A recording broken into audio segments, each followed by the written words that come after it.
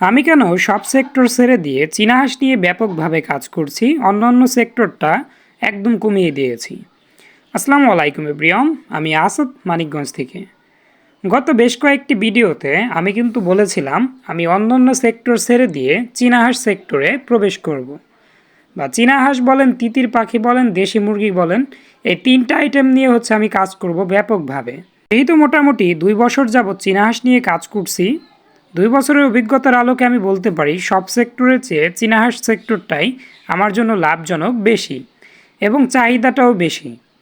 যেহেতু আমাদের বিজনেসটা হচ্ছে অপ্রতিদ্বন্দ্বী নিয়ে, মানে কোনো প্রকার হচ্ছে আমাদের প্রতিদ্বন্দ্বী নেই এরকম, মানে মানিকগঞ্জ জেলার ভিতর আসলে আমাদের কাছে যতগুলো প্যারেন্টস আছে, অন্য কারোর কাছে এতগুলো প্যারেন্টস আছে নাকি সেটা আসলে আমার জানা নাই।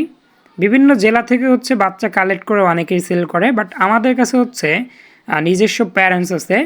তবে আমাদের কাছে যতগুলো প্যারেন্টস আছে ততগুলো প্যারেন্টস দিয়ে আসলে যে পরিমাণ চাহিদা সেটা কিন্তু পূরণ করা সম্ভব হচ্ছে না।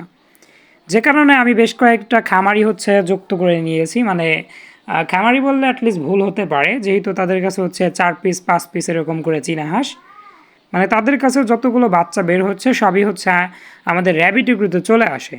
এরকম একটা কন্ট্যাক্ট তাদের সঙ্গে করা হয়েছে, তাদের হচ্ছে ঘরে যতগুলো বাচ্চা বের হয় সবই কিন্তু আমাদের র্যাবিট ইগ্রুতে চলে আসে। যদি কারো বাচ্চা প্রয়োজন হয় বোর্ডিং কমপ্লিট, অবশ্যই আমাদের সঙ্গে যোগাযোগ করবেন।